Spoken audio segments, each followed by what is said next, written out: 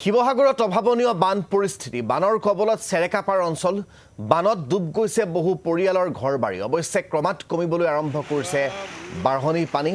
পানী কমিলেও দুৰ্দশা আতৰা নাই চেৰেকাপাৰ বাখীৰ ঘৰ দুৱাৰ সকলোবোৰ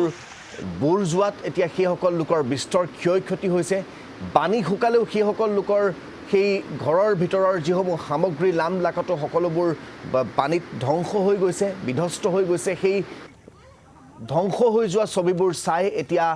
চকু পানী টুকিছে এই দুৰ্ভগীয়া পৰিয়ালবোৰে এয়া চেৰেকাপাৰৰ দৃশ্যাংশ দেখুৱাইছো চেৰেকাপাৰত কালিলৈকে নাওবোৰেই যাতায়াতৰ একমাত্ৰ সম্বল হৈ আছিল এতিয়া পানী কিছু কমিছে ক্ৰমান্বয়ে ঠাইবোৰ পুনৰ ওলাবলৈ ধৰিছে পানীৰ মাজৰ পৰা কিন্তু সেই যিবোৰ ঘৰ পানীৰ কবলত পৰিছিল সেই ঘৰবোৰৰ ভিতৰৰ অৱস্থা এতিয়া চাব নোৱাৰা ভাষাৰে বৰ্ণনা কৰিব নোৱাৰা উপায়ন্তৰ সেইসকল দুৰ্ভগীয়া ৰাইজে এতিয়া সহায় বিচাৰিছে স্থানীয় বিধায়ক তথা চৰকাৰ প্ৰশাসনৰ